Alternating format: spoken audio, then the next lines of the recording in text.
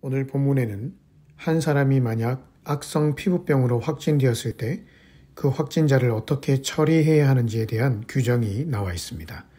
46절에 병 있는 날 동안은 늘 부정할 것이라. 그가 부정한즉 혼자 살되 진영 밖에서 살지니라. 확진 판정을 받고 나면 그 즉시로 진영 바깥으로 가서 격리 생활을 해야 합니다. 그리고 병이 나을 때까지 다시 가족의 품으로 돌아올 수 없었습니다. 그런데 문제는 이 병이 경우에 따라 1년이고 2년이고 기약 없이 지속될 때가 있는 것입니다. 당시에 의학기술이 발달되지 않았기 때문에 이 병에 대한 치료책이라고는 햇볕을 쬐는 것, 몸이 이 병을 이겨내도록 기다리는 것 정도밖에 없었습니다. 그러니 일단 사람들이 이 병에 걸리면 했던 반응이 45절에 옷을 찢고 머리를 풀며 윗입술을 가리고 외치기를 부정하다, 부정하다 한 것입니다. 옷을 찢고 머리를 푼다는 것은 당시 사람들이 큰 재앙이나 슬픔을 당했을 때 하는 감정 표현이었습니다. 이 악성 피부병은 그 말 그대로 큰 슬픔이 한 가정과 개인에게 닥친 것입니다. 예를 들어 한 가정의 아빠가 이 병에 걸렸다고 해보십시다.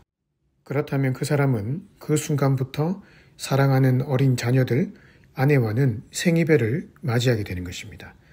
그리고 진영 바깥에서 짐승들과 함께 살면서 언제 나을지도 죽을지도 모를 고독하고 쓸쓸한 삶을 살아가야 하는 것입니다. 그래서 46절에 악성 피부병에 걸린 사람들이 가야 할 곳인 이 진영 바깥이다 라는 표현은 그야말로 슬픔의 장소를 나타내는 표현이었습니다. 가족들과 분리된 곳이요, 공동체와 이웃으로부터 분리된 곳, 심지어 하나님마저 나를 버리신 것 같이 느껴지는 철저한 영적인 고독의 장소, 내일도 생명을 유지할 수 있다는 보장이 없는 미래의 소망이 보이지 않는 곳. 그래서 고대 사람들이 이 진영 바깥에 있는 언덕을 골고다, 즉 해골의 언덕이라고 불렀던 곳입니다. 그곳은 소망이라고는 찾아볼 수 없는 죽음만 있는 땅이었기 때문입니다. 악성 피부병이 그만큼 무서운 것이었습니다. 그런데 이 악성 피부병의 증상과 결과를 가만히 묵상해 보면 이것이 죄의 특성과 너무 비슷하다는 것을 발견할 수 있습니다. 악성 피부병이 하나님의 형상대로 지음받은 사람의 몸을 망가뜨리고 죽음으로 몰고 가듯이 죄도 우리 안에 있는 하나님의 형상을 망가뜨리고 영적인 죽음으로 몰고 갑니다. 악성 피부병은 한 사람에게 있는 샬롬, 즉 평안과 행복을 송두리째 빼앗은 채 진영 바깥으로 내쫓아 버리듯이 죄는 우리의 삶에 있던 모든 샬롬을 빼앗아 가버리고 우리를 슬픔과 고통의 자리로 내쫓아 버립니다. 이것이 오늘 우리가 비록 하나님 나라를 소망하며 이 땅을 살아가지만 여전히 슬픔과 고통을 경험하며 사는 이유입니다. 왜냐하면 이 땅은 죄악으로 가득 찬 세상이기 때문입니다. 그렇기에 이 땅을 살면서 내 마음이 때로 죄로 물들어서 고통을 당하기도 하고 우리의 자녀와 사랑하는 이웃들이 알게 모르게 죄악된 세상에 영향을 받아서 진영 바깥, 고통의 장소에서 신음하며 힘들어할 때가 있는 것입니다. 비록 내가 어떤 특정한 죄를 짓지 않았다 할지라도 이 땅은 이미 죄로 인해 죽음과 질병, 고통 속에 신음하고 있기 때문에 우리가 이 땅에 몸담고 사는 이상은 어쩔 수 없이 이런 죄로 인한 고통에 영향을 받게 되어 있습니다. 그래서 때론 샬롬이 깨어진 듯한 삶을 살게 되는 것이죠. 이것이 악성 피부병과 같은 죄의 무서운 결과입니다. 물론 죄가 없는 천국에 가면 우리는 이런 죄의 영향으로부터 완전히 자유함을 얻어서 진정한 샬롬을 누리며 살 수 있겠지만 죄가 득실거리는 이 땅을 살 때는 죄로 인해 깨어진 샬롬, 진영 바깥에서 경험하게 되는 고독과 슬픔, 고통을 경험하며 사는 것입니다. 그리고 더 절망적인 것은 이런 죄의 영향력 앞에서 내가 할 수 있는 것은 아무것도 없다는 것입니다. 왜냐하면 우리 안에는 이 죄를 극복하고 살 만큼의 힘과 의로움이 없기 때문입니다. 여기까지만 생각하면 이 땅은 정말 절망이고 그야말로 진영 바깥의 그 골고다, 해골 언덕 같은 곳이라고 생각됩니다. 하지만 중요한 것은 바로 그 소망 없는 골고다, 해골의 언덕에 생명의 십자가를 꽂으신 분이 계신다는 것입니다. 그분이 바로 예수님이십니다. 히브리서 12장 12절에 그러므로 예수도 자기 피로 백성을 거룩하게 하려고 성문 밖에서 고난을 받으셨느니라. 성문 밖, 곧 진영 바깥은 그야말로 죽음의 땅이었습니다.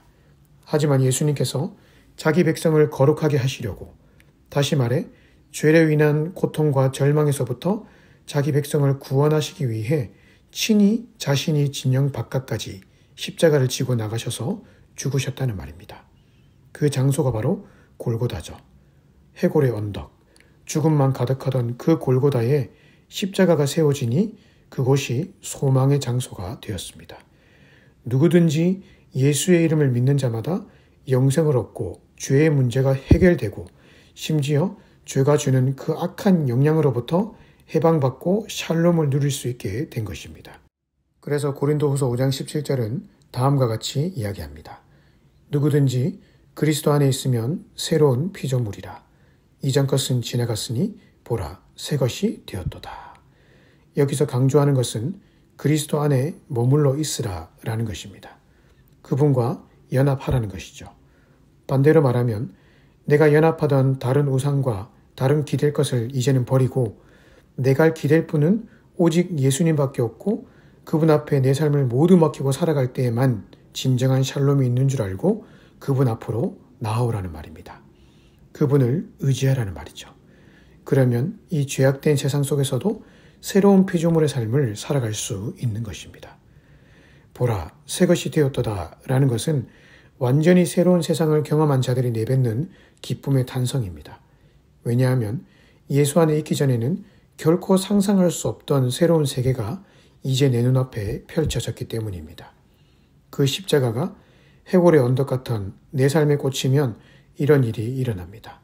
그 십자가가 해골의 언덕 같던 내 자녀의 삶과 가정, 내 남편, 내 이웃, 내 교회, 내 사회에 꽂히면 죄가 그 어떤 악한 일을 버려놓았던 장소라 할지라도 그곳은 보라, 새 것이 되었도다 라고 탄성을 지를 법한 장소로 변하는 것입니다. 그러니 오늘 다시 십자가를 붙들고 살아가십시다.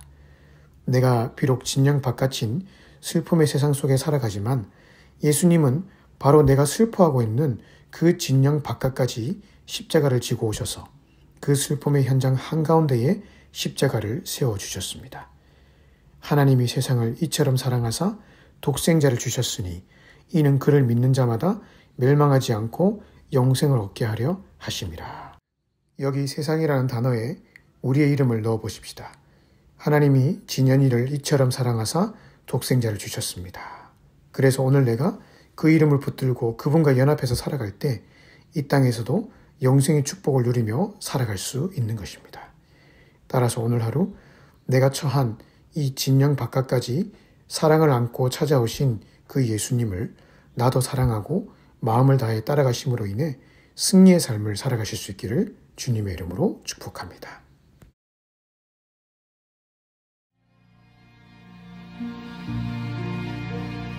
목적도 없이 나는 방황했네.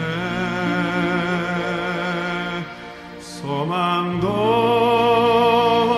없이 살았네. 그때에 못자국 난 주 손길 나에게 새 생명 주셨네.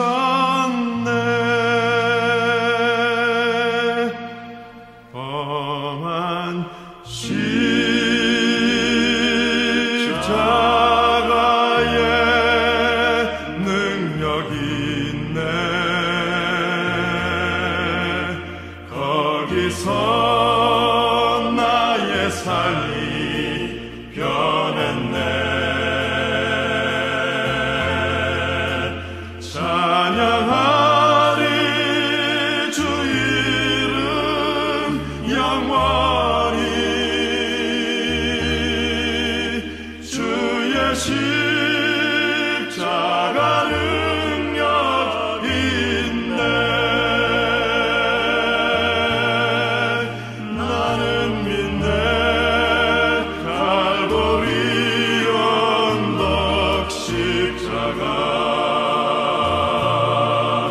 나는 믿네.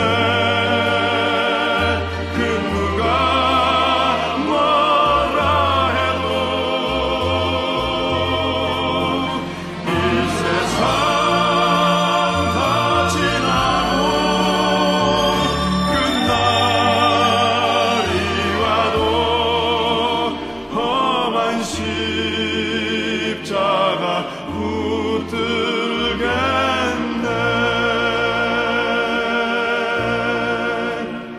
나는 믿네.